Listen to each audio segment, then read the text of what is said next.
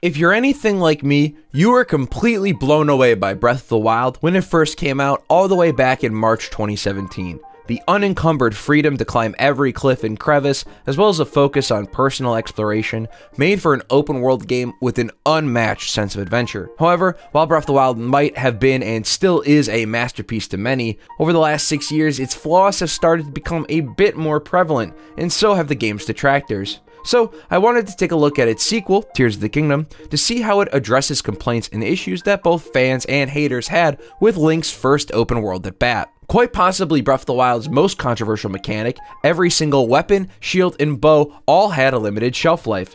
This means that when it came to combat, using anything and everything in your immediate vicinity was crucial to surviving the wilds. It also meant that you never got too attached to any of your weapons, because you knew their time would always be near. Instead of completely disregarding a controversial yet critical mechanic, Nintendo managed to address all the dissenters with the fuse mechanic. By using objects found throughout Hyrule and slapping them on your weapons, arrows, and shields, not only will they gain special properties and a flat attack boost, but they will also last way longer in battle than even the strongest of overworld weapons in Breath of the Wild. There are also a high amount of easily findable weapons, such as the thick sturdy club, that come equipped with a bonus to weapon durability. So while your weapons will still break in Tears of the Kingdom, its frequency is way less, and you get to enjoy your current weapon library for much longer.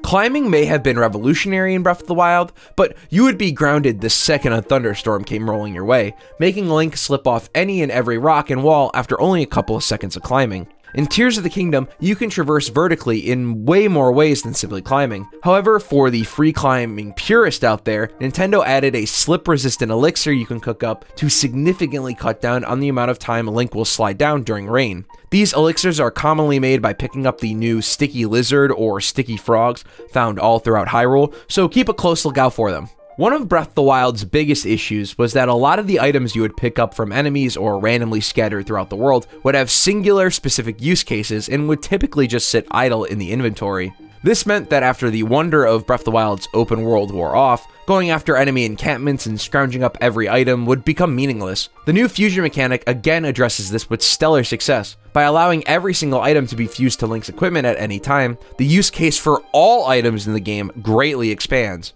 Monster parts, which mainly served as cooking and bartering fodder, now are able to greatly increase the attack power of your weapons, as well as give them new properties. This means that engaging a troop of enemies is always worthwhile now, as the rewards for beating even early level enemies are valuable multi-purpose materials.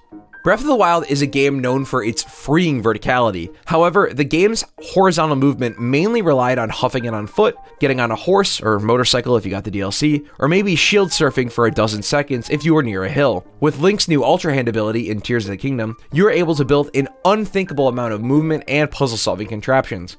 You can make wagons for your horses, you can attach carts to shields to create a skateboard. Ultra Hand feels like a near limitless ability with how many objects can be glued together, and it makes exploring Hyrule's X-axis on a moment-to-moment basis much more dynamic. As I said earlier, one of Breath of the Wild's greatest aspects was its freedom in vertical mobility. However, climbing is a pretty two-dimensional mechanic as there's not much friction or challenge to it beyond your will to explore. And just like how Ultra Hand increases your mobility tools horizontally, vertical movement has been completely overhauled as well in Tears of the Kingdom. You can now build flying machines, use the new Ascend power in clever places to warp up cliffs, and use the new improved Sheikah towers to fling straight up into the sky. And the new skydiving mechanic makes even townward traversal fast and exhilarating. One of the biggest complaints I saw online for Breath of the Wild was its lack of meaningful side quests. There were only a handful of towns, and most NPC quests boiled down to fetching a generic item or two. While some of those quest types still remain in Tears of the Kingdom, Hyrule is littered with way more friendly species roaming around. There are little minigames you can randomly stumble upon, like having to hold up the Hudson construction sign, which are fun, and they're rewarded with food and rupees, which are much more stingy to find in the sequel. The tears, this game's memory equivalent, are also much easier to find without a guide this time around, making for a more pleasant searching experience too. And finally, while Breath of the Wild's best aspect was its focus on your own personal adventure throughout Hyrule, and a simple main objective that could be attempted at any time, the main story content was kept to a minimum, and the set pieces, while great, were few and far between. Tears of the Kingdom has a much more complex main questline, and the sub-objectives related to the main missions are more numerous and multifaceted than what's in Breath of the Wild. And while the dungeons function similarly to the Divine Beast, the added pomp and circumstance in the lead up to the dungeons makes them more memorable individual experiences as opposed to the uniform design of the Divine Beast. And that's all I got for this video.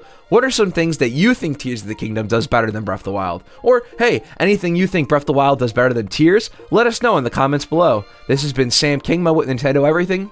Peace.